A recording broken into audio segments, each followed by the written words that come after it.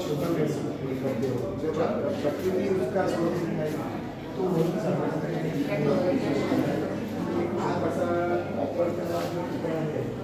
Control कर रहे हो આપનું છે આર્ટવર્ક? हाँ चार मारा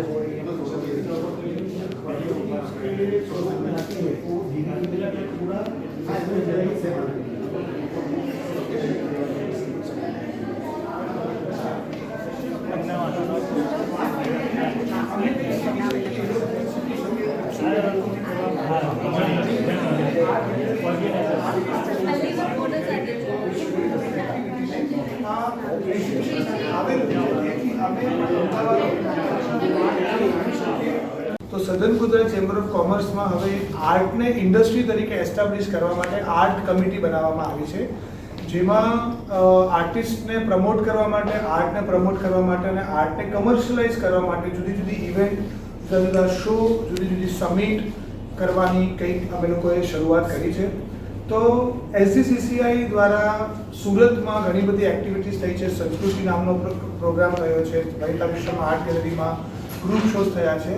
તો આ વખતે અમને એવી ઈચ્છા હતી કે જ્યારે સુરતના આર્ટિસ્ટ પોતાનું કામ લઈને બીજી સિટીમાં જાય તો ત્યાંના આર્ટિસ્ટની સાથે એક કોલોબરેટિવ એક્સચેન્જ થાય, એ લોકો એકબીજા સાથે મળે, પોતપોતાની આર્ટ, પોતાની સ્ટાઇલ, પોતાના કલ્ચરને એક્સચેન્જ કરે, અહીંયાના આર્કિટેક્ટ્સ અને અહીંયાના બીજા કમર્શિયલ આર્ટિસ્ટને મળે અને એકબીજાનું પરસ્પર લર્નિંગ થાય.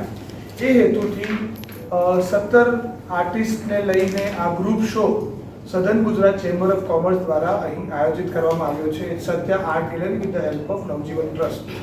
એઝ ઇન્ડસ્ટ્રી તરીકે આ આર્ટિસ્ટને પ્રમોટ કરવા જોઈએ અને સમગ્ર ગુજરાત નહીં, સમગ્ર ભારતમાં આપણા બધા આર્ટિસ્ટ જે સારા આર્ટિસ્ટ છે તો તેને પ્રમોટ કરી અને આ એક્ઝિબિશન દરેક સ્ટેટમાં થવા જોઈએ. હું સુરતથી છું, જિગ્નેશ જરીવાલા મારું નામ છે અને યોગિક ફિલોસોફીની ઉપર મેં આ સ્કલ્પચર કરેલું છે. જેવી રીતે આપણે યોગની અંદર આપણે એક પણ એક વર્ડને રિપીટેડલી છે તો એક મંત્ર સ્વરૂપે બની જાય છે. એવી રીતે આપણે રામ રામ રામ રામ તમે જ્યારે એક સરખું બોલતા રહો છો ત્યારે એક જાપમાં પરિણામે છે અને એનું જે વાઇબ્રેશન્સ હોય છે, એની જે શક્તિ હોય છે એ મેં આની અંદર બતાવવાની કોશિશ કરી છે કે આ એક કુદરતી નેચરલ પથ્થરનું એક સ્વરૂપ બનાવેલું છે, જેની અંદર આ બ્રાસના પાઇપની ઉપર રામ રામ રામ રામ મેં કાર્વિંગ કરેલું છે. તો એના પાવરથી, એ યોગિક શક્તિથી, એ રામ રામના શબ્દોથી એ પથ્થર આખો પીગળીને વળી જાય છે અને એના વાઇબ્રેશન્સથી આપણું યુનિવર્સ કેવી રીતે અસર કરે છે એ આખી વસ્તુ હું આની અંદર બતાવવા માંગુ છું આ સ્કલ્પચરની અંદર. કેટલી વખત રામ રામ રામ લખેલું હશે આશરે? આ એક બ્રાસના આટલા નાનકડા પીસની ઉપર લગભગ હું તમને કહું કે 500 થી 600 વખત રામ લખેલું છે.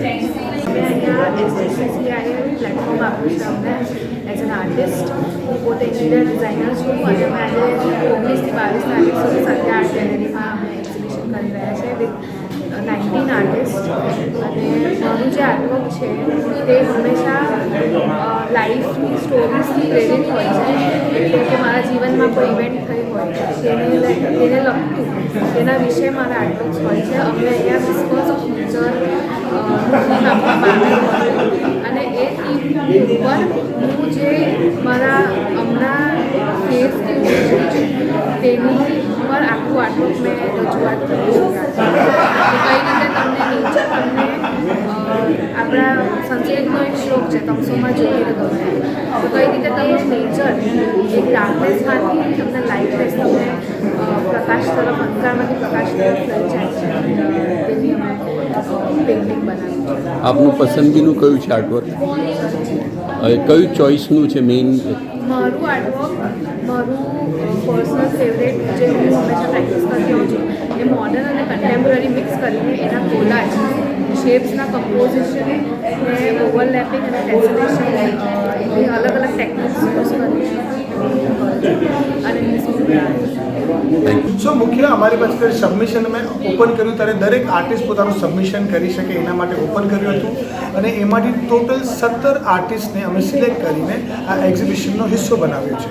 અહીં અમે એક થીમ આપી હતી વિસ્પર્સ ઓફ નેચર, અને વિસ્પર્સ ઓફ નેચર થીમ ઉપર દરેક આર્ટિસ્ટે પોતપોતાના મીડિયમ પ્રમાણે કામ કર્યું છે. કેનવાસથી લઈને ટેક્સટાઇલથી લઈને વોટર કલરથી લઈને કન્ટેમ્પરરી આર્ટથી લઈને પીછવઈ તેમજ મધુબની તેમજ કેલિગ્રાફીને લઈને જુદી જુદી પદ્ધતિ અને જુદા જુદા મીડિયમ પર એમણે પોતાનું કામ એક પર્ટિક્યુલર થીમ પર રજૂ કર્યું છે. એ બધા પ્રોફેશનલ આર્ટિસ્ટ છે કે અમેચર છે કોઈ? આમાં પ્રોફેશનલ આર્ટિસ્ટ પણ છે અને એમેચ્યોર આર્ટિસ્ટ પણ છે. આમાં પ્રોફેશનલ આર્ટિસ્ટ એ લોકો માત્ર as an artist, as a painter, sculptural mural તરીકે જ કામ કરે છે. એની સાથે અહીં GST ઓફિસર પણ છે, ડૉક્ટર પણ છે, CA પણ છે અને એન્જિનિયર્સ પણ છે, જે લોકો ઘણા વર્ષોથી પોતાનું આર્ટનું કામ કરી રહ્યા છે અને આ પ્લેટફોર્મ થ્રુ પોતાનું કામ રજૂ કરે છે. એટલે ફૂલ ટાઈમર્સ છે, પાર્ટ ટાઈમર્સ છે? બંને ફૂલ ટાઈમર પણ છે અને પાર્ટ ટાઈમર્સ પણ છે. આર્ટ કેવી વસ્તુ છે સર કે જેનાથી લોકો પોતાના વિચારોને રજૂ કરી શકે છે. તો આનો મુખ્ય ઉદ્દેશ એ છે કે તમે કોઈ પણ ફિલ્ડમાંથી આવો છો, તમે પોતાના વિચારો સરસ રીતે રજૂ કરી શકો અને સામેવાળાને મગજમાં ઉતરે તો એક. અને ગઈકાલે જ અમે એ વાત કરતા હતા કે ઘણા બધા ઘરોને હવે રંગોની જરૂર છે, ઓરિજિનલ આર્ટની જરૂર છે. તો અહીંથી લોકો આવે, એમનું કામ તો એ ખરીદી પણ શકે છે અને જો એમની થીમ પ્રમાણે કોઈ આર્ટિસ્ટનું કામ ગમે તો બનાવડાવી પણ શકે છે. નવા અપકમિંગ આર્ટિસ્ટને શું મેસેજ આપશો? આઈ ગેસ નવા અપકમિંગ આર્ટિસ્ટ અમે એ મેસેજ આપવા માંગીએ છીએ કે આપણા આર્ટ અને કલ્ચરની હિસ્ટ્રીને જાણવી બહુ જરૂરી છે. તો એ હિસ્ટ્રી, જે લેગેસી આપણા દેશની છે, આપણા રાજ્ય કે શહેરની છે, એને સમજીને એની સ્ટાઇલ અને એ હિસ્ટ્રીને લેગેસીને આગળ વધારી અને ગર્વ અનુભવે આપણા આર્ટિસ્ટ પણ એવું કંઈક સરસ કામ કરો અને પોતાને સમય આપજો અને કરતા રહેજો, તો જ એ લેગેસી આગળ વધશે.